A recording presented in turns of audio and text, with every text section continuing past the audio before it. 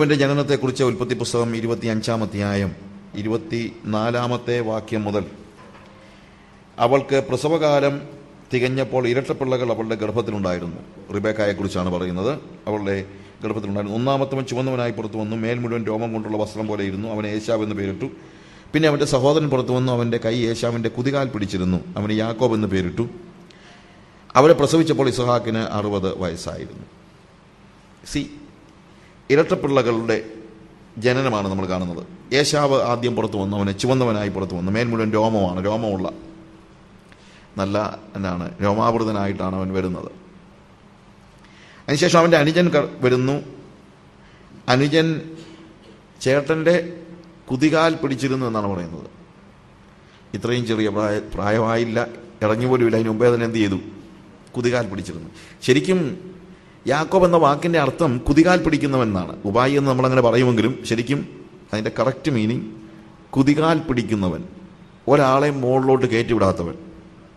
അങ്ങനെ വരുമ്പോൾ നമ്മൾ മിക്കവരും യാക്കോബാണെന്ന് പറയുന്നതിനകത്ത് വലിയ അത്ഭുതമൊന്നുമില്ല. പ്രത്യേകിച്ച് മലയാളികൾക്ക് ആ സ്വഭാവം ഇച്ചിരി കൂടുതലാണെന്നാണ് നമ്മൾ പറഞ്ഞു കേൾക്കുന്നത്.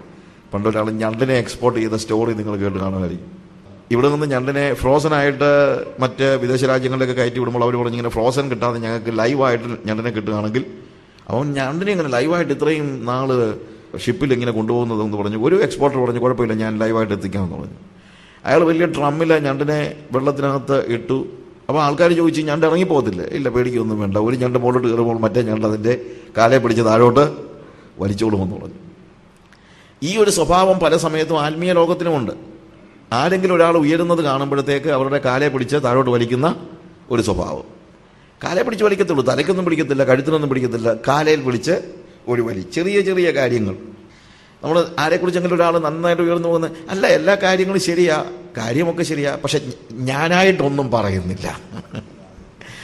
നമ്മൾ ഞാനായിട്ടൊന്നും പറയുന്നില്ല എന്ന് വെച്ച് കഴിഞ്ഞാൽ എന്തോ കുഴപ്പങ്ങളുണ്ടെന്ന് തെറ്റിദ്ധരിപ്പിക്കത്തക്ക രീതിയിൽ ആണ് പലപ്പോഴും മറ്റൊരാളെക്കുറിച്ച് സംസാരിക്കുമ്പോൾ നമ്മൾ സംസാരിക്കുന്നത്. നന്നായിട്ട് അപ്രീഷിയേറ്റ് ചെയ്യാനോ അല്ലെങ്കിൽ ഫ്രീ ആയിട്ട് ഇടപെടാനൊക്കെ പലപ്പോഴും നമുക്ക് കഴിയുന്നില്ല. ഒരു കച്ചവടക്കാരനാണെങ്കിലും അയാളുടെ കടയിൽ സാധനം വില കുറച്ചൊക്കെ കിട്ടും, പക്ഷെ ഒറിജിനൽ ആണെന്ന് നോക്കിക്കോണം എന്നും കൂടെ ചേർത്ത് പറയുന്ന ഒരു സ്റ്റേജ്.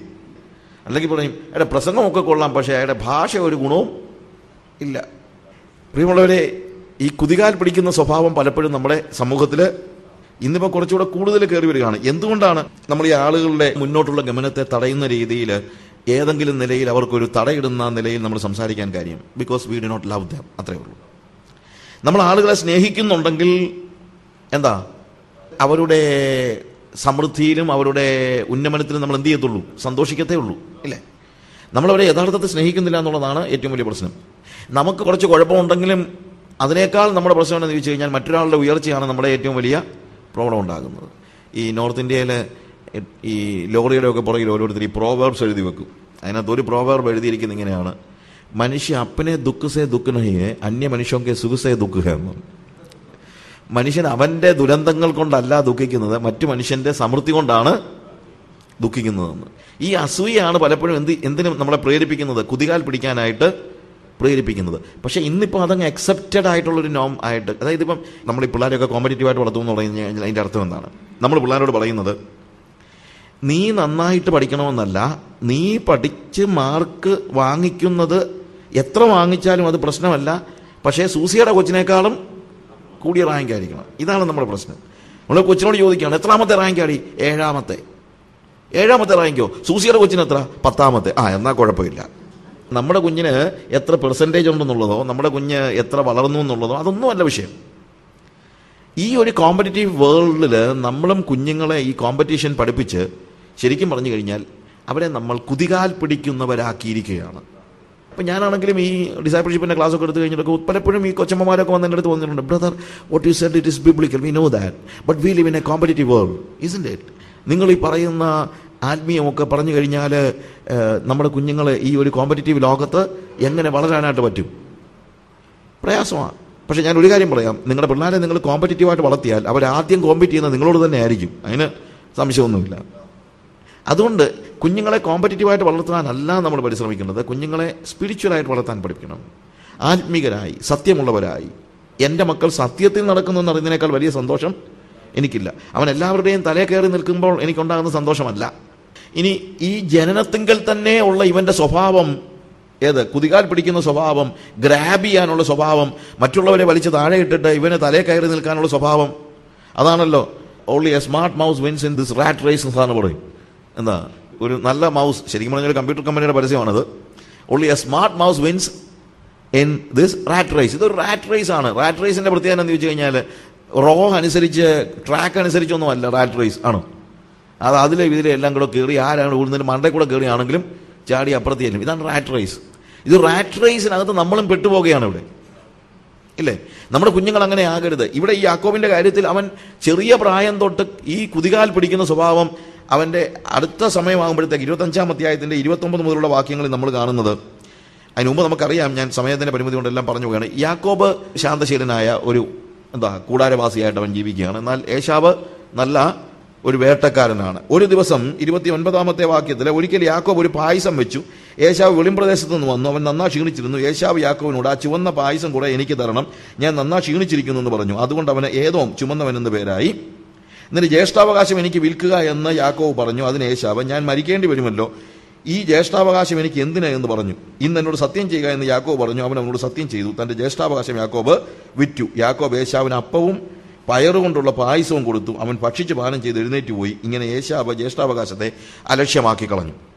ശരിക്കും പറഞ്ഞു കഴിഞ്ഞാൽ യാക്കോബിന് കുടിക്കാനല്ല ഇവൻ ഈ പായസം വെക്കുന്നത്. എന്തിനാണ്? ഇവന്റെ കയ്യിൽ നിന്ന് ജ്യേഷ്ഠാവകാശം തട്ടിയെടുക്കുക എന്നുള്ള ലക്ഷ്യത്തോടെയാണ്. അതും ചുവന്ന പായസം. ഫുഡ് കളറിനെ കുറിച്ചൊക്കെ ഇവൻ എവിടെ പോയി പഠിച്ചെന്നുള്ളത്, പയറുകൊണ്ട് പായസം ഉണ്ടാക്കി ഇതെങ്ങനെ ചുമന്നിരുന്നതാണ് എനിക്കിപ്പോഴ് അറിയാൻ വയ്യാത്തത്. ഒരു പക്ഷേ എന്താണ്, അവൻ ഫുഡ് കളറിനെ കുറിച്ചൊക്കെ അവന് നല്ല ബോധ്യം. നല്ല ചുവന്ന പായസം, കണ്ണിന് പിടിക്കുന്നതായി. അതൊക്കെയായി പറ്റുന്ന പ്രശ്നം. നമ്മൾ പലപ്പോഴും ഒരു കാര്യത്തിന്റെ രുചി മാത്രമോ അല്ലെങ്കിൽ നന്മ മാത്രമോ ഒന്നും അല്ല നോക്കുന്നത്. എപ്പോഴും നമ്മളെ വഞ്ചിക്കുന്നത് എപ്പോഴാണ്? ഇങ്ങനെയുള്ള കളറും മറ്റുള്ള കാര്യങ്ങളും ഒക്കെ അറിയുമ്പോഴാണ്. എന്നാൽ ഈ യാക്കോബിന്റെ കുതികാൽപിടുത്തത്തിന്റെ ഒരു പ്രത്യേകത, അവൻ ശരിക്കും ഈ തക്ക സമയത്ത്, നമ്മൾ പറയുമല്ലോ when the iron is red, ഇരുമ്പ് പഴുത്തിരിക്കുമ്പോൾ വേണം അതിനെ അടിക്കാൻ. ഇവൻ എപ്പോഴാണ് അവിടെ എഴുതിയിരിക്കുന്ന വാക്ക്, അവൻ നന്നാ ക്ഷീണിച്ചിരുന്നു എന്നാണ്, അല്ലേ?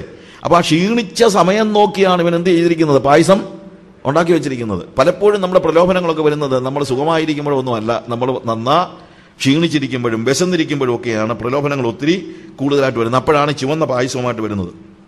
അതുകൊണ്ടാണ് വേദപുസ്തകം ഈ ലസ്റ്റ് ഓഫ് ദി ഐസ് എന്ന് പറയുന്നത്, കൺമോഹത്തെ ഇത്ര പ്രാധാന്യത്തോടുകൂടെ എടുത്തു കാണിക്കുന്നത്. അങ്ങനെ ഒരിക്കലും ഉണ്ടാകരുതെന്ന് പറയുന്നതിന്റെ കാര്യം ഇതാണ്. പല സമയത്തും എന്താണ്, കാഴ്ച നമ്മളെ മോഹിപ്പിക്കുന്ന, മയക്കുന്ന മോഹക്കാഴ്ചകൾ ലോകം നമുക്ക് നൽകുന്നത്. ഇങ്ങനെയുള്ള കാഴ്ച കൂടുതലുണ്ടാകുന്നത് സൂപ്പർ മാർക്കറ്റിൽ കയറുമ്പോഴാണ്. സൂപ്പർ മാർക്കറ്റിൽ കയറുമ്പോഴാണ് ഈ കൺമോഹം ഏറ്റവും കൂടുതൽ നമുക്ക് ഫീൽ ചെയ്യുന്നത്, ഇല്ലേ? കാണുന്നതെല്ലാം വേണമെന്നുള്ള മോഹമാണ് കൺമോഹം, അല്ലാതെ എന്തോ കൺമോഹം. അപ്പോൾ അതില്ലാതെ നമ്മളങ്ങ് ഭയങ്കരമായിട്ട് പ്രയാസമാവുക എന്നുള്ളതാണ്. അതുകൊണ്ട് ആ സന്ദർഭം നോക്കി, ഇപ്പോൾ യാക്കോബിന്റെ പ്രത്യേകത അതാണ്, ഏശാവിന്റെ വിശപ്പിനെ അവൻ മുതലെടുക്കുകയാണ്. അതൊരു ഭയങ്കര ഒരു മുതലെടുപ്പാണ് അവിടെ നടക്കുന്നത്. പ്രതിസന്ധിയിൽ എങ്ങനെ മുതലെടുപ്പ് നടത്താമെന്നുള്ളത് ഈ യാക്കോബുമാർക്കെല്ലാം നന്നായിട്ട് അറിയാം. ഈ സഭാരാഷ്ട്രീയത്തിൽപ്പെട്ട എൻ്റെ ഒരു സുഹൃത്ത്, അയാൾക്ക് കുറച്ച് മാനസാന്തരമൊക്കെ ഉണ്ടായ സമയത്ത് എതിരാളിയായിട്ട് മത്സരിച്ച ഒരാൾ അടുത്തിയെന്ന് പറഞ്ഞു, സാറേ ഞാൻ അന്ന് ഇങ്ങനെയുള്ള കാര്യങ്ങളൊക്കെ ചെയ്തതൊക്കെ ശരിക്കും പറഞ്ഞു കഴിഞ്ഞാൽ ശരിയാണെന്ന് ഇപ്പം എനിക്ക് തോന്നുന്നില്ല. ഞാൻ ഈ അടുത്ത സമയത്ത് ഒരു പ്രാർത്ഥനയിലിരിക്കുകയായിരുന്നു, ദൈവാത്മാവ് അതൊക്കെ തെറ്റായി പോയെന്ന് എനിക്ക് ബോധ്യപ്പെടുത്തി. അതുകൊണ്ട് സാറുമായിട്ടുള്ള ബന്ധത്തിൽ ഞാൻ പറഞ്ഞ കാര്യങ്ങളൊക്കെ സാർ എന്നോട് ക്ഷമിക്കണം എന്ന് പറഞ്ഞപ്പോൾ മറ്റേ അച്ചായൻ പറഞ്ഞതെന്നറിയാമോ? സാറ് പറഞ്ഞത്, ബ്രദറിന് ഇപ്പോഴെങ്കിലും അത് ബോധ്യമായല്ലേ, വളരെ നല്ല കാര്യം, അതൊരു കാര്യം ചെയ്യുക, ബ്രദർ അന്ന് എഴുതി തന്നാട്ടെ. എന്തിനാണെന്നറിയാമോ? ഈ എഴുതി കൊടുത്തതും കൊണ്ട് വേണം പുള്ളിക്ക് ഇനിയും അടുത്ത കൗൺസിലിൽ നിൽക്കാനായിട്ട്. മുതലെടുക്കാനായിട്ട് നോക്കി നിൽക്കുന്ന കുറേ ആളുകൾ എന്താണെങ്കിലും ഉണ്ട്. ഇവിടെ ഏശാവ് വിശന്നിരിക്കുന്നു എന്ന് മനസ്സിലായി കഴിഞ്ഞപ്പോഴത്തേക്ക് യാക്കോബ് എന്താണ്, ചുവന്ന പായസവുമായിട്ട് അവന്റെ മുന്നിലേക്ക് ചെല്ലുന്നതാണ് നമ്മൾ കാണുന്നത്. എന്നാൽ അവൻ ചോദിക്കുന്നത് എന്താണ്? ഞാൻ ചുവന്ന പായസം തരാം, നീ എന്ത് ചെയ്യണം? ജ്യേഷ്ഠാവകാശം എനിക്ക് നീ ഒരു ഉടമ്പടി ചെയ്യ്, നീ എനിക്ക് ജ്യേഷ്ഠാവകാശം വിൽക്കുക എന്ന് പറഞ്ഞു. എന്താ ഈ ജ്യേഷ്ഠാവകാശം വിൽക്കുക എന്ന് പറഞ്ഞു കഴിഞ്ഞാൽ? ജ്യേഷ്ഠാവകാശം എന്ന് പറഞ്ഞു കഴിഞ്ഞാൽ ചേട്ടനായതുകൊണ്ടുണ്ടാകുന്ന അവകാശങ്ങളാണ്, സ്പെഷ്യൽ അവകാശങ്ങളാണ് നമ്മളിവിടെ കാണുന്നത്. ആ സ്പെഷ്യൽ അവകാശങ്ങൾ എന്ന് പറഞ്ഞാൽ എന്തോ, ചേട്ടാന്ന് വിളിക്കുന്നത് മാത്രമൊന്നുമല്ല. ചിലർക്ക് അത് വലിയ ഒരു വിഷയമാണ്. എല്ലാവരും എന്ത് ചെയ്യണം? ചേട്ടാന്ന് വിളിക്കണം. ഈ വിളിയുടെ മാത്രമല്ല, ഇവിടെ ഒരു പ്രത്യേകതയുണ്ട്. ഇസ്രായേൽ മക്കളുടെ ജീവിതത്തിൽ ജ്യേഷ്ഠാവകാശത്തിന് ഒത്തിരി പ്രാധാന്യമുണ്ട്. അല്ലെങ്കിൽ യഹൂദന്മാരുടെയോ അതല്ലെങ്കിൽ എബ്രായരുടെ പശ്ചാത്തലം വെച്ച് നോക്കിയാലും ജ്യേഷ്ഠാവകാശത്തിന് ഒത്തിരി പ്രത്യേകതയുണ്ട്. എന്താണ് ജ്യേഷ്ഠാവകാശത്തിന്റെ പ്രത്യേകത? ആവർത്തന പുസ്തകം 21 അധ്യായത്തിന്റെ 15 മുതൽ 17 വരെയുള്ള വാക്യങ്ങളിൽ ഏകദേശം അതിനെക്കുറിച്ച് വിശദമാക്കുന്നുണ്ട്. പക്ഷെ അവരുടെ ചിന്തകളുമായിട്ട് ബന്ധപ്പെട്ട ഒത്തിരി സംഭവങ്ങൾ നമുക്ക് പഠിക്കാനായിട്ട് പറ്റും. എങ്കിലും അവിടെ പറയുന്ന 1-2 കാര്യങ്ങൾ എല്ലാം വായിക്കാനായിട്ട് സമയമില്ല. എങ്കിലും 2 ഭാര്യമാരുള്ള ഒരുത്തനാണ്, അതിനെക്കുറിച്ചാണ് അവിടെ പറയുന്നത്. അത് വേറൊരു വിഷയമാണ്. പക്ഷേ ഒരു മൂത്ത മകൻ അനിഷ്ടയുടെ മകനാണെങ്കിൽ പോലും ആദ്യജാതനായിരിക്കണം ജ്യേഷ്ഠാവകാശം കൊടുക്കുന്നത് എന്ന് പറഞ്ഞിട്ട് 16-ാമത്തെ വാക്യത്തിൽ അവൻ തൻ്റെ സ്വത്ത് പുത്രന്മാർക്ക് വിഭാഗിച്ചു കൊടുക്കുമ്പോൾ അനിഷ്ടയുടെ മകനായ ആദ്യജാതിന് പകരം ഇഷ്ടയുടെ മകന് ജ്യേഷ്ഠാവകാശം കൊടുത്തുകൂടാ. തനിക്കുള്ള സകലത്തിനും ഇരട്ടി പങ്ക് ആ മൂത്ത മകനുള്ള അവകാശമായിട്ടാണ്. ഓഫ് കോഴ്സ് അതിൻ്റെ പ്രത്യേകത it is A double portion. പക്ഷെ ഡബിൾ പോർഷൻ എന്ന് പറയുന്നത് മാത്രമല്ല, ഡബിൾ പോർഷൻ അപ്പുറത്ത് അപ്പൻ്റെ പേര് പിന്നീട് വരേണ്ടത് ആരിലൂടെയാണെന്നറിയാമോ? ഈ മൂത്ത മകനിലൂടെയാണ് അപ്പൻ്റെ പേര് വരുന്നത്. ഞാൻ പറഞ്ഞ മനസ്സിലാകുന്നുണ്ടല്ലോ. അപ്പോൾ അതുകൊണ്ട് ഇതൊരു പ്രധാനപ്പെട്ട സംഭവമാണ്. നമ്മൾ ഉദ്ദേശിക്കുന്ന പോലെ വെറുതെ ഒരു ചേട്ടാന്ന് വിളിക്കുന്ന ഒരു വിളി മാത്രമല്ല. യാക്കോബിന് ഇതിനെക്കുറിച്ച് നല്ല ബോധ്യമുണ്ട്. യാക്കോബിനറിയാം, ഞാൻ അനുജനായിട്ടിരുന്നു കഴിഞ്ഞാൽ എനിക്ക് ഇരട്ടി പങ്ക് ലഭിക്കുന്നില്ല. ഞാൻ അനുജനായിരുന്നു കഴിഞ്ഞാൽ ഇസഹാക്കിന് ശേഷം ഇസഹാക്കിന്റെ അനുഗ്രഹം എന്നിലേക്ക് പകരപ്പെടുകയില്ല. എന്താണ് ഇസഹാക്കിന്റെ അനുഗ്രഹം? അബ്രഹാമിൽ നിന്ന് കിട്ടിയ അനുഗ്രഹം. എന്താണ് അബ്രഹാമിന്റെ അനുഗ്രഹം? ദൈവത്തെ പ്രതിനിധീകരിക്കുവാനുള്ള അവകാശം. അപ്പൊ ദൈവത്തെ പ്രതിനിധീകരിക്കാനുള്ള അവകാശം ജ്യേഷ്ഠാവകാശത്തിന്റെ ഭാഗമാണെന്ന് തിരിച്ചറിഞ്ഞത് കൊണ്ടാണ് യാക്കോബ് എന്ത് ചെയ്യുന്നത്?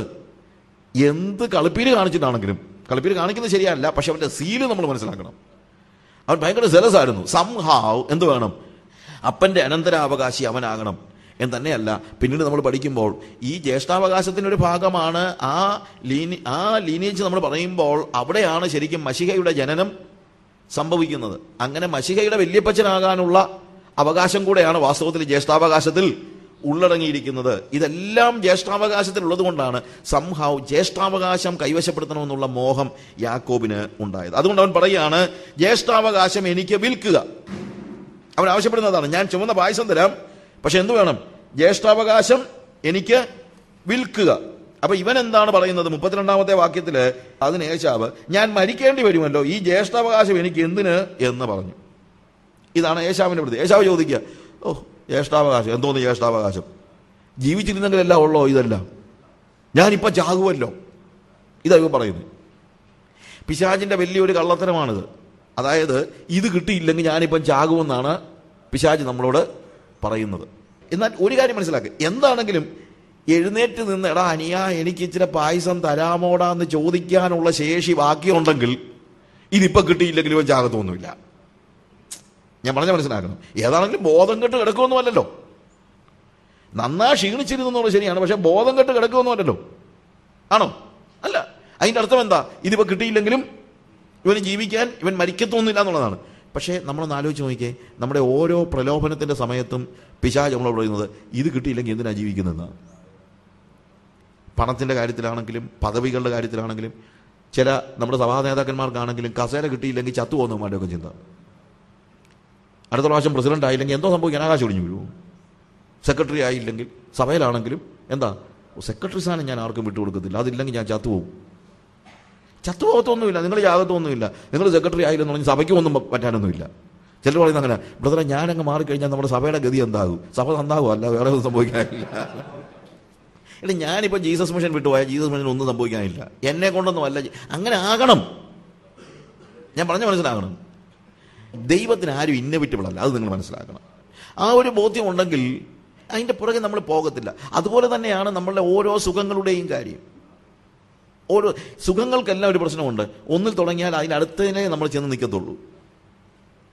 ഇലക്ട്രിസിറ്റി ഇല്ലാതിരുന്ന കാലത്ത് പാള കൊണ്ട് വീശിക്കൊണ്ടിരുന്നു. ഇന്നിപ്പം പാള കൊണ്ട് വീശിയാൽ നമുക്ക് കാറ്റ് കിട്ടുമോ? ഇല്ല. അത് കഴിഞ്ഞപ്പോൾ ഫാൻ വന്ന് കഴിഞ്ഞപ്പോഴത്തേക്ക് ഫാനില്ലാതെ ഒരു ഇച്ചിരി നേരത്തെ കറണ്ട് പോയി കഴിഞ്ഞാൽ നമ്മൾ ഉമ്മൻചാണ്ടി തൊട്ട് അങ്ങ് മൻമോഹൻ സിംഗ് വരെയുള്ളവരെ ചെയ്ത് വിളിക്കും. എന്താ? ഫാനില്ലാതെ എങ്ങനെയാണ് ജീവിക്കുന്നത്? ഫാനില്ലെന്ന് വെച്ചുകൊണ്ട് ചത്തുപോകത്തൊന്നുമില്ല. അത് കഴിഞ്ഞ് എയർ കണ്ടീഷണറിലേക്ക് കടന്നപ്പോഴത്തേക്ക് AC അങ്ങാണ് ഓഫായി കഴിഞ്ഞാൽ എൻ്റെ ദൈവമേ എന്തുവാ, അപ്പോൾ പിന്നെ ഫാൻ പോരാ. ഇത് നമ്മുടെ ഒരു വലിയ പ്രശ്നമാണ്. നമ്മൾ ഈ സുഖങ്ങളിലേക്ക് കയറും തോറും പിശാച് പറയും ഇതില്ലെങ്കിൽ നീ ചാകും. ഇതുപോലെയാണ് ഈ പിള്ളേരുടെ എല്ലാം ഈ ഡ്രഗിലേക്കും സെക്സിലേക്കും മദ്യത്തിലേക്കും ഒക്കെ ഉള്ള പിള്ളേരുടെ യാത്രയുടെ ഒരു വലിയ പ്രശ്നം ഇതാണ്. If you do not enjoy this thing then there is nothing in living. ഈ ജീവിക്കുന്നതിനകത്ത് വേറെ അർത്ഥമൊന്നും ഇല്ല. ചില ആളുകൾ പറയും ഇതില്ലാതെ എന്തിനാണ് നീ ജീവിക്കുന്നതെന്ന്. അതില്ലാതെ ജീവിച്ച എന്തോ പറ്റാനാ? ഒന്നും പറ്റാനില്ല. അതാണ് പ്രലോഭനങ്ങളുടെ പ്രത്യേകത. അത് നമ്മൾ മനസ്സിലാക്കണം. നിങ്ങൾക്കിപ്പോൾ ശമ്പള വർധന കിട്ടിയില്ലെങ്കിൽ നിങ്ങളങ്ങ് ചാകത്തൊന്നുമില്ല. ഞാൻ പറഞ്ഞത് ശമ്പളം കിട്ടുമ്പോൾ വാങ്ങിച്ചോ, കിട്ടിയില്ലെങ്കിൽ ഇല്ല, അത്രേ ഉള്ളൂ. പക്ഷെ പിശാച് പറയും ഇല്ലെങ്കിൽ നമ്മൾ ചത്തുപോകുമെന്ന്. അതുകൊണ്ട് അവൻ ചോദിക്കുക ജ്യേഷ്ഠാവകാശം എന്തോന്ന്? ജ്യേഷ്ഠാവകാശം ജീവിച്ചിരുന്നിട്ട് വേണമല്ലോ, ഞാനിപ്പോൾ ചാകുമെന്ന് പറഞ്ഞ് ഇവൻ കരയാൻ തുടങ്ങുകയാണ്. ഇത് ഒരു പ്രയോറിറ്റി സെറ്റിങ്ങിലെ ഒരു പ്രധാനപ്പെട്ട പ്രശ്നമാണ്. ജഡവും ആത്മാവും തമ്മിലുള്ള ഒരു വലിയ പ്രശ്നമാണിത്. ജഡം പറയുന്നു ഈ ചുവന്ന പായസം കഴിച്ചില്ലെങ്കിൽ നീ ചത്തുപോകും. പക്ഷെ എന്താണ് ആത്മാവ്? ജ്യേഷ്ഠാവകാശം എന്ന് പറയുന്നത് ആത്മാവിൻ്റെ അനുഗ്രഹമാണ്. അവൻ്റെ തലമുറകളിലേക്ക് നീണ്ടു നിൽക്കുന്ന. നമ്മൾ ഇന്ന് ഏശാവിൻ്റെ കാര്യം ആരും മിണ്ടുന്ന പോലുമില്ല. മിണ്ടുമ്പം തന്നെ നമുക്ക് ഏശാവിനോടൊന്നും ഈ പറയുന്ന സ്നേഹം ഉണ്ടാകുന്നുമില്ല. റൈറ്റ്? എന്തുകൊണ്ടാണ് ഇന്നും നമ്മൾ യാക്കോബിനെ കുറിച്ച് ആലോചിക്കുന്നത്? ദൈവം തന്നെ പറയുന്നത് ഞാൻ അബ്രഹാമിൻ്റെ ഇസ്ഹാക്കിൻ്റെയും യാക്കോബിൻ്റെയും ദൈവമാകുന്നു. ഇവന് ജ്യേഷ്ഠാവകാശം വിട്ടുകളഞ്ഞില്ലായിരുന്നെങ്കിൽ അബ്രഹാമിൻ്റെയും ഇസ്ഹാക്കിൻ്റെയും ഏശാവിൻ്റെയും ദൈവമായിരുന്നേ അവൻ. നിങ്ങൾ മനസ്സിലാക്കണം ആ കാര്യം. നിത്യത അവനെ നശിപ്പിച്ചു, നിത്യമായിട്ട് അവൻ്റെ പേര് നശിപ്പിച്ചു, എല്ലാം നശിപ്പിച്ചത് ഒരു ചുവന്ന പായസമാണ്. ജഡവും ആത്മാവും തമ്മിലുള്ള പോരാട്ടത്തിൽ പ്രയോറിറ്റിയിൽ എന്താണ് നിങ്ങൾ കൊടുക്കുന്ന പ്രയോറിറ്റി എന്നുള്ളതാണ് ഇവിടുത്തെ ചോദ്യം. And also it is a choice between the present thing and the future thing and eternity. വർത്തമാനകാലവും ഇറ്റേണിറ്റിയും തമ്മിലുള്ള ഒരു എന്താണ് പ്രയോറിറ്റി സെറ്റിങ്ങിൽ ഇത് രണ്ടുമാണ് നമ്മുടെ മുമ്പിൽ വന്ന് നിൽക്കുന്നത്, കോൺട്രാസ്റ്റ് വന്ന് നിൽക്കുന്നത്. ശരീരത്തിൻ്റെ വിശപ്പാണ് ഇപ്പോഴത്തെ പ്രസന്റ് റിയാലിറ്റി എന്ന് പറയുന്നത്. പക്ഷേ വാസ്തവത്തിൽ അവൻ്റെ റിയൽ നീഡ് എന്താണ്? മശിഹയുടെ വല്യപ്പനാകാനുള്ള ജ്യേഷ്ഠാവകാശമാണ്. ദൈവത്തെ പ്രതിനിധീകരിക്കുവാനുള്ള അവകാശം കളഞ്ഞേച്ചാണ് അവൻ ഒരു ചെറിയ കപ്പ് പായസം കുടിക്കാൻ വേണ്ടി പോയത്. കർത്താവ് പറഞ്ഞു ഞാൻ അബ്രഹാമിൻ്റെ ഇസ്ഹാക്കിൻ്റെ യാക്കോബിൻ്റെ ദൈവമാകുന്നു. അവൻ മരിച്ചവരുടെ ദൈവമല്ല, ജീവനുള്ളവരുടെ ദൈവം അത്ര. അതിൻ്റെ അർത്ഥം എന്നാ? അബ്രഹാമും ഇസ്ഹാക്കും യാക്കോബും ഇപ്പോഴും ദൈവത്തോടു കൂടെ ജീവിച്ചിരിക്കുന്നതെന്ന് അതിൻ്റെ അർത്ഥം. റൈറ്റ്? നിത്യമായി ജീവിക്കാനുള്ള അവൻ്റെ അവസരമാണ് അവൻ നശിപ്പിച്ച് കളഞ്ഞത്. എന്തിനു വേണ്ടി? ഒരു വിശപ്പ് അല്ലെങ്കിൽ വേൾഡ്ലി തിങ്. അവൻ ജ്യേഷ്ഠാവകാശത്തെ 25-ാം അധ്യായത്തിന് 34-ാം വാക്യത്തിൽ അവൻ ജ്യേഷ്ഠാവകാശത്തെ അലക്ഷ്യമാക്കി കളഞ്ഞു എന്നാണ് പറയുന്നത്. He despised his birthright. അലക്ഷ്യമാക്കി കളഞ്ഞു. യേശാവ് ചെയ്തത് ഒരു ചെറിയ കാര്യമല്ല, അവൻ നിത്യതയെ അലക്ഷ്യമാക്കി കളഞ്ഞു. അതാണ് ഇതിന്റെ പ്രത്യേകത. എബ്രായ ലേഖനം 12-ാം അധ്യായത്തിന്റെ 16-ാം വാക്യത്തിൽ ഒരു ഊണിന് ജ്യേഷ്ഠാവകാശം വിറ്റ് കളഞ്ഞ ഏശാവിനെ പോലെ നിങ്ങൾ അഭക്തന്മാരാകരുത് എന്ന് പറയും. അവിടെ ഉപയോഗിച്ചിരിക്കുന്ന വാക്ക് ശ്രദ്ധിക്കുക, അഭക്തൻ. ഏശാവിൻ്റെ തെറ്റെന്താണ്? ഏശാവ് ഇവിടെ വ്യഭിചാരിയാണെന്ന് പറയുന്നില്ല, ഏശാവ് കള്ളനാണെന്ന് പറയുന്നില്ല, ഏശാവ് കൊള്ളക്കാരനാണെന്ന് പറയുന്നില്ല, ഒന്നും പറയുന്നില്ല. ഏശാവ് വാസം പറഞ്ഞു കഴിഞ്ഞാൽ യാക്കോബിനേക്കാളും മെച്ചപ്പെട്ട സ്വഭാവമുള്ള, യാക്കോബിന് അവനെ കളിപ്പിക്കാൻ പറ്റിയതിൻ്റെ അർത്ഥം അവൻ അതിനേക്കാൾ നല്ല ആളായിട്ടല്ലേ. എന്നിട്ടും ഏശാവിൻ്റെ പ്രശ്നമായിട്ട് പറയുന്ന അല്ലെങ്കിൽ അവൻ്റെ പാപമായിട്ട് പറയുന്ന ഒരു കാര്യമാണ് അഭക്തൻ, ഇർറിലീജിയസ്. അത്രേ ഉള്ളൂ, വേറെ കാര്യമൊന്നും പറയുന്നില്ല. അവൻ ഇത്രേ പറഞ്ഞുള്ളൂ, എന്തോന്ന് ജ്യേഷ്ഠാവകാശം, ഇവിടെ ജീവിച്ചിട്ടല്ലയോ അങ്ങോട്ട് ചെല്ലുന്നത്, ആദ്യം ഞാൻ ഇവിടെ ഒന്ന് ജീവിക്കട്ടെ, അത്രേ ഉള്ളൂ. ഇന്നത്തെ തലമുറയുടെ വലിയൊരു പ്രശ്നമാണ് അവർക്ക് ഇനി ഫ്യൂച്ചറിനെ കുറിച്ചോ അല്ലെങ്കിൽ അവർക്ക് നിത്യതയെക്കുറിച്ചോ ഒന്നും അവരെക്കുറിച്ച് ആലോചിക്കുന്നില്ല. നമ്മൾ ചിലപ്പം മതിലൊക്കെ എഴുതി വെച്ചിട്ടുണ്ടല്ലോ, ഇന്ന് മരിച്ചാൽ നീ നിന്റെ നിത്യത ഇവിടെ ചെലവഴിക്കുമെന്ന്. അത് വേദപുസ്തകത്തിലെ വാക്യമല്ല, കുഴപ്പമില്ലാത്തൊരു വാക്യമാണ്, പക്ഷെ അത് വേദപുസ്തകത്തിലെ വാക്യമല്ല. വേദപുസ്തകത്തിൽ അങ്ങനെയല്ല പറഞ്ഞിരിക്കുന്നത്. കർത്താവ് ചോദിക്കുന്നത് ഇന്ന് നീ മരിച്ചാൽ നീ ഈ കൂട്ടി വെച്ചത് ആർക്കാകും? പിന്നെ നമ്മളതൊന്ന് മോഡിഫൈ ചെയ്ത ഇന്ന് നീ മരിച്ചാൽ നിന്റെ നിത്യത നീ എവിടെ ചെലവഴിക്കുമെന്നാക്കിയെന്നുള്ളതേ ഉള്ളൂ. അത് എഴുതുന്നതിനകത്ത് തെറ്റൊന്നുമില്ല കേട്ടോ, അത് മായ്ച്ചു കളയൊന്നും വേണ്ട. എന്നാൽ അവൻ ഈ കർത്താവ് എന്തുകൊണ്ടാണ് ആ ധനികനായ മനുഷ്യനോട് ഈ ചോദ്യം ചോദിക്കാഞ്ഞത്, ഇന്ന് നീ മരിച്ചാൽ നിന്റെ നിത്യത എവിടെ ചെലവഴിക്കുമെന്ന് ചോദിക്കാഞ്ഞത് എന്താണ്? അവൻ്റെ കൺസേൺ നിത്യതയല്ലായിരുന്നു. അവൻ്റെ കൺസേൺ എനിക്ക് ഏറിയ കാലത്തേക്ക് വേണ്ടത് സമ്പാദിച്ചു വെച്ചിരിക്കുന്നു, അതാണ് അവൻ്റെ. അത് നഷ്ടപ്പെടുന്നതാണ് അവൻ്റെ പ്രശ്നം. അവന് നിത്യത നഷ്ടപ്പെടുന്ന അവൻ്റെ വിഷയമൊന്നും അല്ല. ഇതുപോലെ ഇന്നത്തെ തലമുറയുടെ ഒരു പ്രശ്നം നമ്മൾ പിള്ളേരോട് ചോദിക്കുകയാണെന്ന് വെച്ചോ, കുഞ്ഞെ ഇന്ന് നീ മരിച്ചാൽ നിന്ന് നിത്യത എവിടെ ചിലവഴിക്കുമെന്ന് ചോദിച്ചു കഴിഞ്ഞാൽ അത് എവിടെയെങ്കിലും ചിലവഴിക്കുക, അണ്ണൻ ഇപ്പം പോ എന്നവർ പിള്ളേർ പറയും, അത് ഞാൻ എവിടെയെങ്കിലും ചിലവഴിച്ചോളാം. അവർക്ക് ഈ നിത്യതയൊന്നും ഒരു വിഷയമല്ല. ഈ ഏശാവിനെ പോലെ ഇർറിലീജിയസ് ആണ്. ഈ തലമുറയുടെ ഒരു വലിയ പ്രശ്നമാണ്, അവർക്ക് ഇപ്പോൾ സുഖിക്കണമെന്നുള്ളതല്ലാതെ, ഇന്നത്തെ സുഖമല്ലാതെ വേറെ ഒന്നും അവരുടെ മനസ്സിൽ ഇല്ല. ഏശാവുമാരാണ്. അത് കുഞ്ഞുങ്ങളുടെ കാര്യം മാത്രമല്ല, ഭൗതികത തിരഞ്ഞെടുക്കുന്ന ഏത് വിശ്വാസിയും ആരെ പോലെയാണ്? ഇസഹാക്കിന്റെ വീട്ടിൽ ജനിച്ചവനാണ് ഏശാവ്, നിങ്ങൾ മനസ്സിലാക്കണം. അത് ദാസിയുടെ മകനൊന്നും അല്ല. ഇസ്മായിലിന്റെ കാര്യത്തിൽ ഒന്നും അല്ലെങ്കിൽ ദാസിയുടെ മകനാണെന്ന് പറയാം. പക്ഷെ ഇസഹാക്കിന്റെയും റിബേക്കയുടെയും മൂത്ത പുത്രനാണ് ഏശാവ്. എന്നിട്ടും അവൻ എന്ത് തെരഞ്ഞെടുത്തു? ഭൗതികത തെരഞ്ഞെടുത്തു. ഇതുപോലെ ക്രിസ്തീയ വിശ്വാസ ഭവനങ്ങളിൽ ജനിച്ച പാസ്റ്റർമാരുടെ മക്കളായിട്ട് ജനിച്ച കുഞ്ഞുങ്ങൾ തന്നെ ഇന്ന് എന്ത് തെരഞ്ഞെടുക്കുന്നു? ഭൗതികത തെരഞ്ഞെടുക്കുന്നു. അതിന്റെ കാര്യം, അവർ ഏശാവിനെ പോലെ അഭക്തരാണ്. പിന്നെ പാസ്റ്റർമാരും ഇത് തെരഞ്ഞെടുക്കുന്നത് കൊണ്ട് അവർക്കത് ഫീൽ ചെയ്യുന്നില്ല.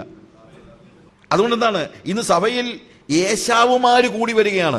നിത്യതയുടെ ദർശനമുള്ളവരുടെ അംഗസംഖ്യ സഭയിൽ കുറഞ്ഞു വരികയും ഭൗതിക കാര്യങ്ങൾ നോക്കുന്നവരുടെ അംഗസംഖ്യ കൂടി വരികയും ഏശാവുമാര് കൂടി വരികയാണ്. റോമാലേഖനം 9-ാം അധ്യായത്തിന്റെ 13-ാം വാക്യത്തിൽ ഞാൻ ആ ഭാഗം എടുക്കാൻ കാര്യം, അവിടെ പലപ്പോഴും ആളുകൾ എന്നോട് ചോദിക്കാറുള്ള ഒരു ചോദ്യമുണ്ട്, എന്താ യേശാവ് ചെയ്ത വലിയ തെറ്റെന്ന് പറയുന്നത്? എന്തുകൊണ്ടാണ് ദൈവം, റോമാലേഖനം 9-ാം അധ്യായത്തിന്റെ 13-ാമത്തെ വാക്യം വായിക്കുമ്പോൾ അവിടെ പൗലോസ് പറയുന്ന ഒരു കാര്യം ഉണ്ട്. ശരിക്കും പറഞ്ഞാൽ ഓൾഡ് ടെസ്റ്റമെന്റിന്റെ ഒരു 12 മുതലുള്ള വാക്യങ്ങളാണ്. 12-ാം വാക്യത്തിലെ മൂത്തവൻ ഇളയവനെ സേവിക്കും എന്ന് അവളോട് അരുളി ചെയ്തു. ഞാൻ യാക്കോബിനെ സ്നേഹിച്ച് ഏശാവിനെ ദ്വേഷിച്ചിരിക്കുന്നു എന്ന് എഴുതിയിരിക്കുന്നുവല്ലോ. ഏശാവിനോട് ഇത്രയും കർത്താവിന് ദേഷ്യം തോന്നുന്നു. ഐ ഹെയ്റ്റ് ഇസാവ് എന്ന് പറയുന്ന വാക്ക്, ഇങ്ങനൊരു ഹെയ്റ്റ് ഒരു ഒരു ഒരു ദൈവത്തിന്റെ സ്വഭാവത്തിന് യോജിക്കുന്നതാണോ? ഇവിടെയാണ് നമ്മൾ വേദപുസ്തകത്തിലെ വാക്കുകളുടെ അർത്ഥത്തിന്റെ വ്യത്യാസം മനസ്സിലാക്കേണ്ടത്. അവിടെ ഹെയ്റ്റ് എന്ന് പറയുന്നത് നമ്മൾ ഉപയോഗിക്കുന്ന ആ അർത്ഥത്തിലല്ല ഉപയോഗിച്ചിരിക്കുന്നത്. കമ്പാരിസണിൽ വരുന്ന ഒരു വാക്കാണ് ഹെയ്റ്റ് എന്ന് പറയുന്നത്. അതായത് ഇപ്പം നമ്മൾ സ്കൂളിൽ പഠിക്കുമ്പോഴത്തേക്ക് പിള്ളേർ ഒരാളെ ലീഡർ ആക്കുന്നുണ്ട്. ഇപ്പം അതിനൊക്കെ എതിരായിട്ടൊക്കെ കാര്യങ്ങളൊക്കെ വരുന്നുണ്ട്. എങ്കിലും പറയട്ടെ, നമ്മൾ സ്കൂളിൽ പഠിക്കുമ്പോഴത്തേക്ക് ഒരു ക്ലാസ് ലീഡറെ തിരഞ്ഞെടുക്കുന്നു. 2 പേര് വന്നു. 2 പേരിൽ ഒരാളെ തിരഞ്ഞെടുക്കണം. അതിനകത്ത് ഒരാളെ തിരഞ്ഞെടുക്കുമ്പോൾ മറ്റേ ആളെ നമ്മൾ തിരഞ്ഞെടുത്തില്ല, ഇത്രയേ ഉള്ളൂ. അല്ലാതെ മറ്റേ ആളോട് നമുക്ക് ദേഷ്യമുണ്ടെന്നല്ല അതിൻ്റെ അർത്ഥം. മറ്റേ ആളോട് ദേഷ്യമുണ്ടായിട്ടല്ല, ഒരാളെ തിരഞ്ഞെടുക്കുന്നു, മറ്റൊരാളെ തിരഞ്ഞെടുക്കാതെ വിടുന്നു. ആ തിരഞ്ഞെടുക്കാതെ വിടുന്നതിന് ഉപയോഗിക്കുന്ന ഒരു വാക്കേ ഉള്ളൂ ഇവിടെ ഹെയ്റ്റ് എന്ന് പറയുന്നത്. ഞാൻ പറഞ്ഞ മനസ്സിലാക്കണം. അല്ലാതെ ദൈവം ഏശാവിനെ എന്താണ് നിത്യമായിട്ട് ഹെയ്റ്റ് ചെയ്തു, അവനെ ഒരു രീതിയിലും മുന്നോട്ട് വിടാതെ വണ്ണം അവനോട് പക വെച്ച് പുലർത്തി എന്നുള്ള അർത്ഥം അല്ല. ദ്വേഷിച്ച് എന്ന് പറയുന്ന വാക്കാണ്. ഹെയ്റ്റ് എന്നുള്ള വാക്കോട് നമ്മൾ പെട്ടെന്ന് ചിന്തിക്കുന്ന അർത്ഥം അതിന് ഇല്ല. ഇപ്പോൾ തന്നെ കർത്താവ് പറഞ്ഞു, നിന്റെ അപ്പനെയും അമ്മയെയും ഭാര്യയെയും മക്കളെയും പകച്ച്. അവിടെ ഉപയോഗിച്ചിരിക്കുന്ന വാക്ക് ഹെയ്റ്റ് ആണ്. ഹെയ്റ്റ് എന്ന് പറഞ്ഞു കഴിഞ്ഞാൽ എന്താ അതിൻ്റെ അർത്ഥം? വേദപുസ്തകം തന്നെയല്ലേ പറയുന്നത് നിന്റെ ഭാര്യയെ സ്നേഹിക്കണമെന്ന്, അല്ലേ?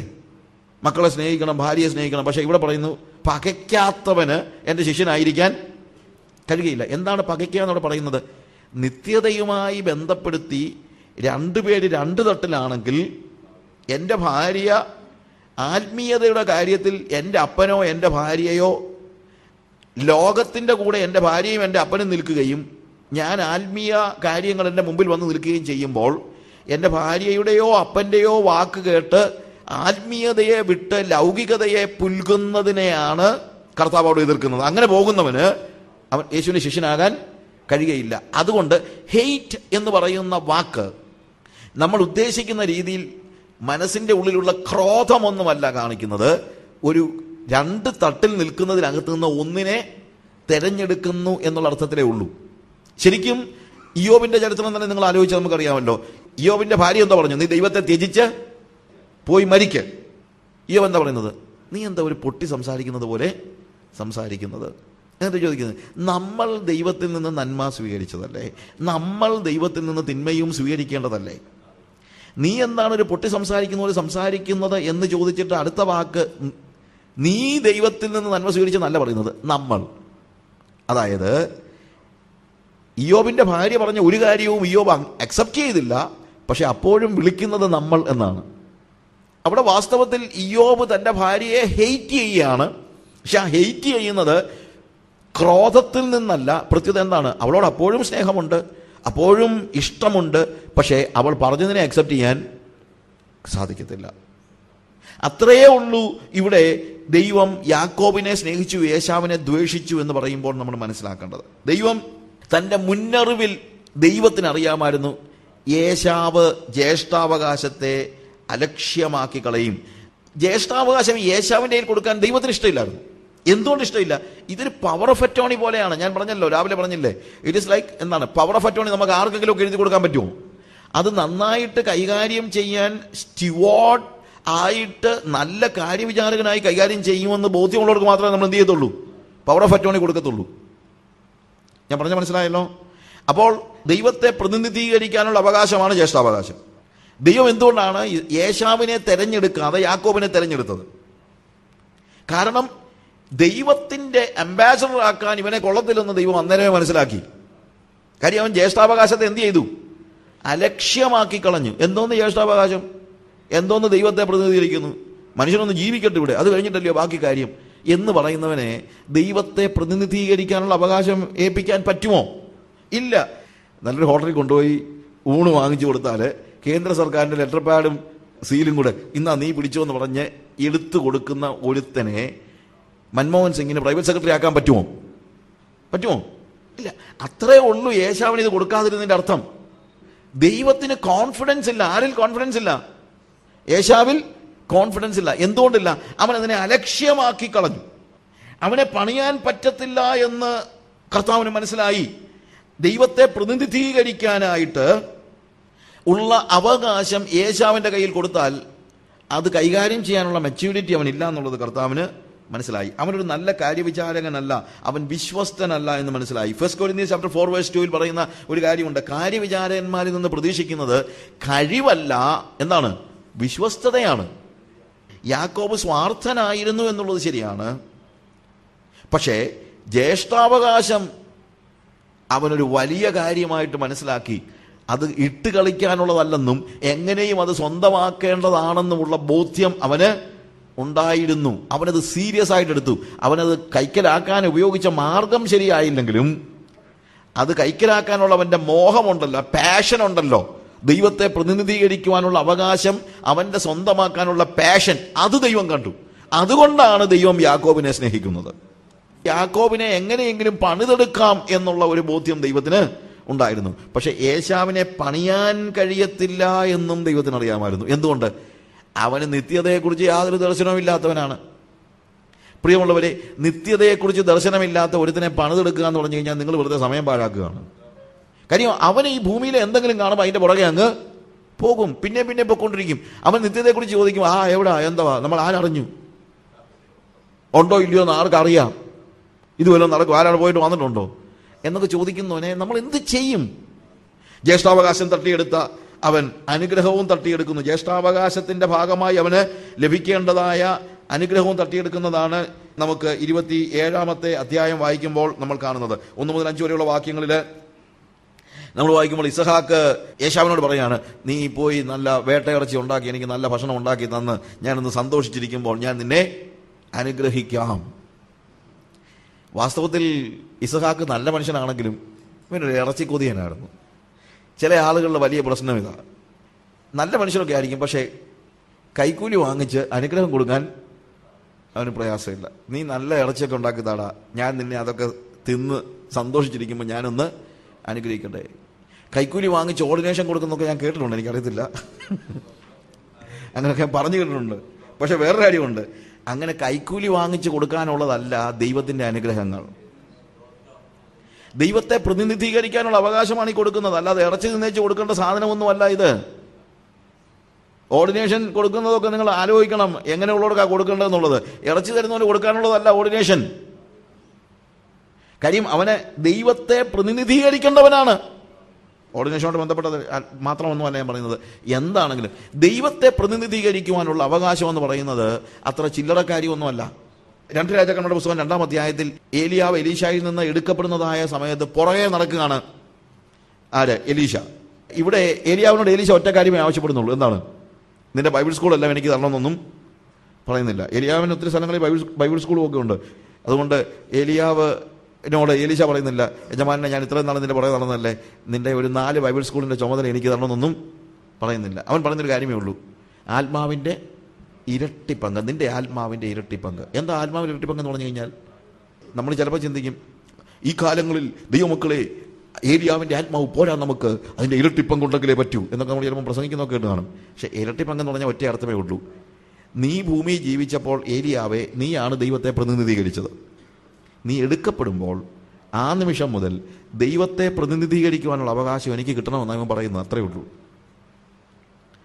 അതായത് ഏലിയാവ് എപ്രകാരം അവന്റെ തലമുറയിൽ ദൈവത്തെ പ്രതിനിധീകരിച്ചോ അതുപോലെ ഏലീശ പറയുകയാണ്, എൻ്റെ തലമുറയിൽ എനിക്ക് ദൈവത്തെ പ്രതിനിധീകരിക്കണം. അതാണ് ആത്മാവിന്റെ ഇരട്ടി പങ്ക് ചോദിച്ചതിന്റെ അർത്ഥം. That's all. പക്ഷേ ഏലിയാവ് എന്താ പറയുന്നത്? പ്രയാസമുള്ള കാര്യമാകുന്നു നീ ചോദിക്കുന്നത്. അത് ഞാൻ മാത്രം നിശ്ചയിച്ചാൽ പോരാ. നമ്മുടെയൊക്കെ ചിന്ത ഇതങ്ങ് ഇമ്പാർട്ട് ചെയ്ത് കൊടുക്കാമെന്ന, അപ്പോസ്തോലികതയും അഭിഷേകവും എല്ലാം അങ്ങ് ഇമ്പാർട്ട് ചെയ്ത് കൊടുക്കാമെന്നാണ് നമ്മുടെ ചിന്ത. ഞാൻ അങ്ങോട്ട് കൈവച്ച ഉടനെ അങ്ങ് കയറി ചെല്ലുമെന്നൊക്കെയാണ് നമ്മുടെ ചിന്ത. പക്ഷേ ഏലീശായോട് ഏലിയ പറഞ്ഞത് എന്തെന്നറിയാമോ? ഞാൻ എടുക്കപ്പെടുമ്പോൾ നീ എന്നെ കാണുന്നെങ്കിൽ എന്നാണ് മലയാളം വേദപുസ്തകത്തിൽ. പക്ഷേ ഒറിജിനൽ ടെക്സ്റ്റിൽ എന്നെ കാണുന്നെങ്കിൽ എന്നല്ല, നീ അത് കാണുന്നെങ്കിൽ. എടുക്കപ്പെടുമ്പോൾ സ്വർഗം തുറന്നാണ് ഞാൻ എടുക്കപ്പെടുന്നത്. ആ തുറന്ന സ്വർഗം നീ കാണുന്നെങ്കിൽ അങ്ങനെ സംഭവിക്കും, അല്ലെങ്കിൽ സംഭവിക്കത്തില്ല. എന്താ അതിൻ്റെ അർത്ഥം? ദൈവത്തെ പ്രതിനിധീകരിക്കുവാനുള്ള അവകാശം എന്ന് പറയുന്നത് തുറന്ന സ്വർഗത്തിൻ്റെ കീഴിൽ ജീവിക്കുന്നവന് മാത്രമാണ്. അത് തീരുമാനിക്കുന്നത് ഞാനല്ലെന്നാണ് ഏലിയ പറയുന്നത്. കാരണം അത് സ്വർഗത്തിൽ നിന്നുള്ള അഭിഷേകമാണ്, സ്വർഗത്തിൽ നിന്നുള്ള ഓർഡിനേഷനാണ്. അത് കാശ് കൊടുത്ത് കൊടുക്കാൻ പറ്റുന്ന കാര്യമല്ല, കൈക്കൂലി കൊടുത്ത് വാങ്ങിക്കാൻ പറ്റുന്നതല്ല ഈ ordination. It is given by the holy spirit. താഴെ നമ്മൾ വായിക്കുമ്പോഴത്തേക്ക് അവിടെ പറയുന്ന 2-ാമത്തെ അധ്യായത്തിന്റെ 10-ാമത്തെ വാക്യത്തിൽ നമ്മൾ വായിക്കുമ്പോൾ അവിടെ പറയുന്നുണ്ട്, ഏലിയാവ് സ്വർഗത്തിലേക്ക് എടുക്കപ്പെട്ടു, എലീശ അത് കണ്ടു. അത് ആ നിമിഷം മുതൽ ആ തുറന്ന സ്വർഗത്തിന്റെ കീഴിലാണ് എലീശ ജീവിക്കുന്നത്. അതുകൊണ്ടെന്താണ്? അവൻ ദൈവത്തെ പ്രതിനിധീകരിക്കുവാൻ തുടങ്ങി.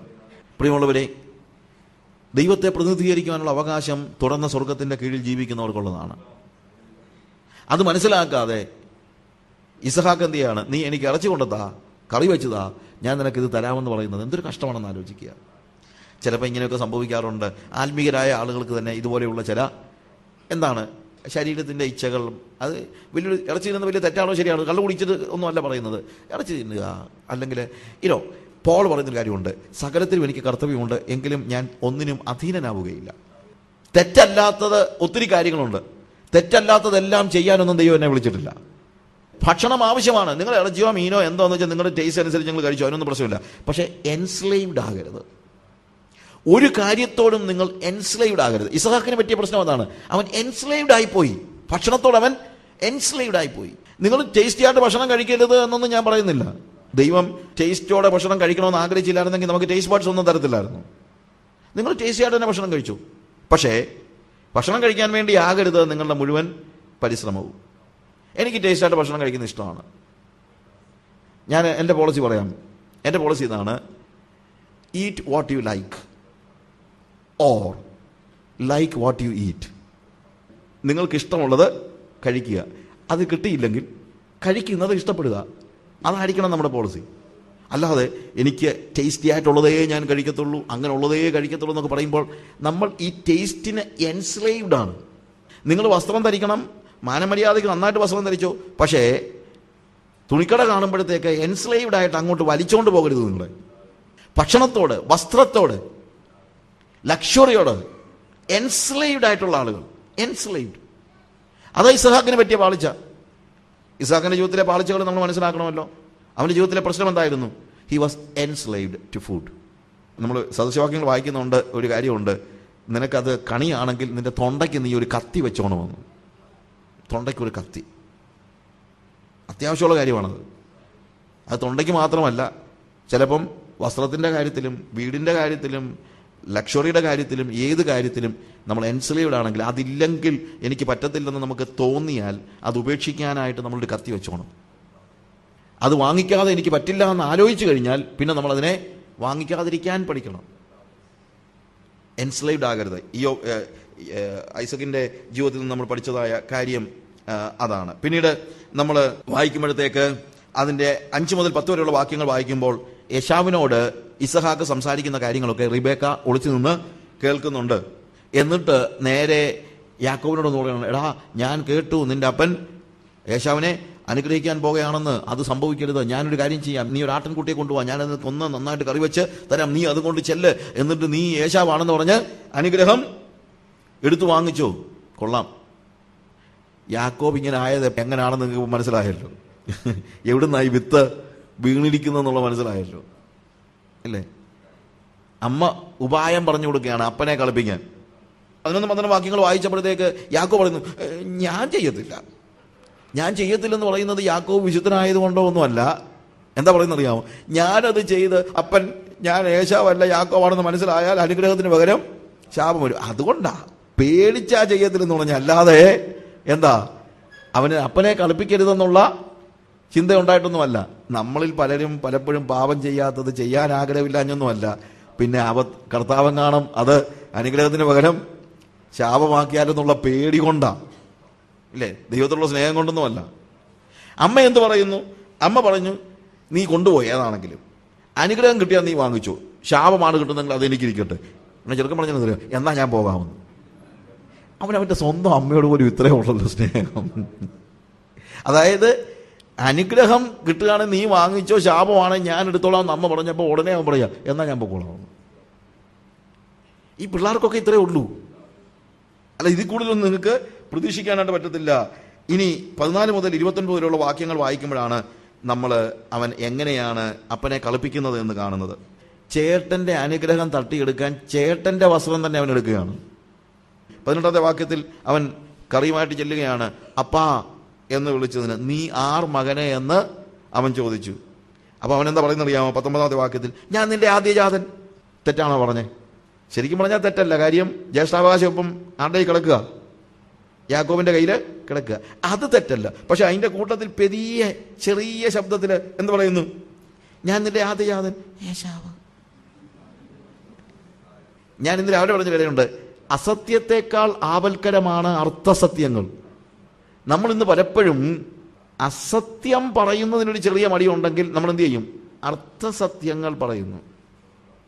പ്രിയമുള്ളവരെ, നമ്മൾ ഉപയോഗിക്കുന്ന വാക്കിൻ്റെ ആ ടെക്നിക്കൽ, ഇപ്പം ഇന്നങ്ങണ്ടൊരു എന്തുവാ നോട്ടറിയുടെ സീല് പതിഞ്ഞില്ല എന്നോ മറ്റോ പറഞ്ഞൊരു പ്രശ്നമൊക്കെ പറഞ്ഞില്ലേ? എന്ന് വെച്ച് കഴിഞ്ഞാൽ ടെക്നിക്കലായിട്ടുള്ള ചെറിയ പ്രശ്നങ്ങളൊക്കെയാണ് നമ്മൾ ഇന്ന് വലിയ കാര്യമായിട്ട് കാണിച്ചു കൊടുക്കുന്നത്. എന്ന് പറഞ്ഞതുപോലെ ഞാൻ അങ്ങനെ പറഞ്ഞില്ലല്ലോ, ഞാൻ പറഞ്ഞത് വേറൊരു വാക്കാ, പക്ഷെ നീ എന്തോ അർത്ഥമാക്കിയതെന്നുള്ളതാണ് ചോദ്യം. നമ്മൾ ഉപയോഗിക്കുന്ന വാക്കുകൾ മാത്രം ശ്രദ്ധിച്ചാൽ പോരാ, നിന്റെ ഹൃദയത്തിലിരിക്കുന്നത് എന്താണ്, എന്ത് കമ്മ്യൂണിക്കേറ്റ് ചെയ്യാനാണ് നീ പരിശ്രമിച്ചത്. ദൈവം അതാ നോക്കുന്നത്. ഹൃദയങ്ങളെയും അന്തരേന്ദ്രിയങ്ങളെയും ശോധന ചെയ്യുന്നവനാണ് നമ്മുടെ കർത്താവ്. അതുകൊണ്ട് ഒരു ടെക്നിക്ക് ഉപയോഗിച്ച് ദൈവത്തെ കളിപ്പിക്കാമെന്നൊന്നും നീ ചിന്തിക്കരുത്. അവൻ ഒരു അർത്ഥസത്യം പറയുകയാണ്. എന്നിട്ട് അവനോട് ഏശാവ് ചോദിക്കുകയാണ് 20ാമത്തെ വാക്യത്തിൽ, നിനക്ക് ഇത്ര വേഗത്തിൽ എവിടുന്ന് കിട്ടി മകനെ? അപ്പോഴവൻ പെട്ടെന്ന് ആലോചിക്കുന്നത്, ഒരു മൂത്ത കള്ളത്തരം പറയാം, അതിന് ദൈവത്തെ കൂടെ കൂട്ട പിടിക്കുക. എന്താണെന്നറിയാമോ? നിന്റെ ദൈവമായ യഹോവ അതിനെ എൻ്റെ നേരെ വരുത്തിയെന്ന്. അതാ ഇതിനേക്കാൾ കഷ്ടം. പല സമയത്തും എന്താണ് നമ്മുടെ ഭാഗം പറയാൻ, കള്ളത്തരം പറയാൻ ആരുടെ കൂട്ടുപിടിക്കുന്നു? ദൈവത്തിൻ്റെ പേരൂടെ കൂട്ടുപിടിക്കുകയാണ്. നിന്റെ ദൈവമായ യഹോവ എൻ്റെ നേരെ വരുത്തി. ഏതാണെങ്കിലും ഏശാവിൻ്റെ ശബ്ദമല്ല എന്നുള്ള ഒരു സംശയം തോന്നിയത് കൊണ്ടായിരിക്കാം ഇസ്ഹാക്ക് പറഞ്ഞു, നീ എൻ്റെ അടുത്തൊന്ന് വന്നേ, ഞാൻ നിന്നെ ഒന്ന് തപ്പി നോക്കട്ടെ. നോക്കിയപ്പോൾ ആരുടെ കുപ്പായമാണ്? ഏശാവിൻ്റെ കുപ്പായമാണ്. തപ്പി നോക്കിയപ്പോൾ, അതുകൊണ്ട് ശബ്ദം യാക്കോബിൻ്റേത്, കൈകൾ ഏശാവിൻ്റേത്. ഇന്നത്തെ വിശ്വാസികളുടെയൊക്കെ ഏറ്റവും വലിയ പ്രത്യേകത ഇതാണ്. ശബ്ദം യാക്കോബിൻ്റേത്, കൈകൾ ഏശാവിൻ്റേത്. അഭിനയിക്കുന്ന വിശ്വാസികൾ. യാക്കോബ് ഭയങ്കര അഭിനയിക്കാൻ മിടുക്കനാണ്. അവനവനെ ചുംബിച്ചു. ഏശാവിൻ്റെ വാസനയാണവൻ. ഏശാവിൻ്റെ കൈകളും യാക്കോബിൻ്റെ ശബ്ദവുമായി നടക്കുന്ന ക്രിസ്ത്യാനികൾ. നമ്മുടെ ജീവിതത്തിൽ ഞാനൊരു കാര്യം പറയാം. നമ്മൾ എത്ര ബലഹീനതകളുണ്ടെങ്കിലും കർത്താവ് ഒരു പക്ഷേ ക്ഷമിക്കും. പക്ഷേ പ്രിട്ടൻഷൻ പാടില്ല. നമുക്ക് നമ്മുടെ ജീവിതത്തിലൊരു പാളിച്ച ഉണ്ടെങ്കിൽ ദൈവത്തിൻ്റെ സന്നിധി നേരെ നിങ്ങളങ്ങ് ചെന്ന് പറ, കർത്താവ് എനിക്കിങ്ങനെ ഒരു പാളിച്ചയുണ്ട്. അതിനകത്ത് തുടരാനൊന്നുമല്ല, അത് വിടാൻ വേണ്ടിയാണ്. നമ്മുടെ ജീവിതത്തിലെ പാളിച്ചകളുമായിട്ട് ദൈവത്തിൻ്റെ അടുത്ത് ചെന്നാൽ ദൈവത്തിന് അത്ര വലിയ പ്രയാസമില്ല. പക്ഷേ അഭിനയവുമായിട്ട് ദൈവത്തിൻ്റെ അടുത്ത് ചെല്ലരുത്. അഭിനയവുമായിട്ട് ഇന്ന് വാസ്തവത്തിൽ ആവശ്യമായിരിക്കുന്നത് ജെനുവിനിറ്റിയാണ്. God wants us to be genuine. Francis Schaeffer പറഞ്ഞൊരു കാര്യമുണ്ട്, the world may not expect a perfect church, but the world expect a genuine church. ദൈവം എക്സ്പെക്ട് ചെയ്യുന്നത് നമ്മൾ പെർഫെക്റ്റ് ആയിരിക്കണമെന്നാണ്, അതിന് സംശയമൊന്നുമില്ല. കർത്താവ് വരുന്നത് എന്താണ്? ഒരു പെർഫെക്റ്റ് ആയിട്ടുള്ള ഒരു ബ്രൈഡിനെ തിരക്കിയാണ് കർത്താവ് വരുന്നത്. പക്ഷേ ലോകം ഒരിക്കലും നിങ്ങളുടെ സഭയിലുള്ള എല്ലാവരും യേശു ക്രിസ്തുവിനെ പോലെ തന്നെയല്ല നടക്കുന്നത് എന്നൊരു പക്ഷേ പറയത്തില്ലായിരിക്കാം. അങ്ങനെ വേണം പറയാൻ, അതാണ് സാക്ഷ്യം. പക്ഷേ ഏറ്റവും കുറഞ്ഞത് നിങ്ങളുടെ സഭയിൽ വരുന്നവർ അഭിനയിക്കുന്ന എന്ന് പറയുന്നതാണല്ലോ. എന്താ പാടാ, കൊട്ടും പാട്ടും എല്ലാം ഉണ്ട്, പക്ഷേ അതിൻ്റെ കൂട്ടത്തിൽ ബാക്കി എല്ലാ കാര്യങ്ങളും ഉണ്ട്. അഭിനയിക്കുന്ന, ജെനുവിനിറ്റി നഷ്ടപ്പെട്ടവരായ ക്രിസ്ത്യാനികൾ, അവരാണ് വാസ്തവത്തിൽ എല്ലാം നശിപ്പിക്കുന്നത്. അതുകൊണ്ട് പ്രിയമുള്ളവരെ, ദൈവസന്നിധി നമ്മൾ ജെനുവിനാകണം. അഭിനയം നിർത്ത്. നിങ്ങളുടെ ജീവിതത്തിൽ ഒരു പ്രശ്നമുണ്ടായാൽ, ഒരു പാളിച്ച ഉണ്ടായാൽ അതിനെ ഏറ്റുപറ. പ്രശ്നം ഉണ്ടാകരുത്, പാളിച്ച ഉണ്ടാകരുത്, അതൊക്കെ ഐഡിയൽ സ്റ്റേജാണ്, അതൊക്കെ ശരിയാണ്. ആ ഐഡിയൽ സ്റ്റേജ് തന്നെയാണ് കർത്താവ് പ്രതീക്ഷിക്കുന്നത്. പക്ഷേ ഏതെങ്കിലും കാരണവശാൽ, അതൊക്കെ വേദപുസ്തകത്തിൽ തന്നെ, നമ്മൾ യോഹന്നാൻ്റെ ലേഖനത്തിൻ്റെ CD നമ്മൾ ചെയ്തപ്പോൾ യഥാർത്ഥ ആത്മീയത, അതിനകത്ത് ഞാൻ ഈ കാര്യത്തെക്കുറിച്ച് പറഞ്ഞിട്ടുണ്ട്. അത് പറഞ്ഞിരിക്കുന്നത് അതിൻ്റെ 2-ാം അധ്യായത്തിൽ യോഹന്നാൻ തുടങ്ങുന്നത് തന്നെ, 1 യോഹന്നാൻ 2-ാം അധ്യായം തുടങ്ങുന്നത്, കുഞ്ഞുങ്ങളെ നിങ്ങൾ പാപം ചെയ്യാതിരിക്കാൻ ഇത് ഞാൻ നിങ്ങൾക്ക് എഴുതുന്നു, നിങ്ങളിൽ ഒരുത്തൻ പാപം ചെയ്തു എങ്കിലോ അത് മറച്ചു വെക്കരുത്. അത് ഏറ്റുപറഞ്ഞാൽ നമുക്ക് വേണ്ടി പിതാവിൻ്റെ സന്നിധിയിൽ ഒരു കാര്യസ്ഥൻ ഉണ്ട്. ഇന്ന് നമ്മുടെ പ്രശ്നം, ഒരു പാപം ഉണ്ടെങ്കിൽ അത് ആരോടും ഇന്ന് പറയാൻ പറ്റാത്തൊരു സ്റ്റേജാണ്, മിണ്ടാൻ പറ്റാത്ത സ്റ്റേജാണ്. അത് മറച്ചു വെച്ചുകൊണ്ടാണ് ജീവിക്കുന്നത്. അതാണ് നമ്മൾ ഉപേക്ഷിക്കേണ്ടത്. B genuine.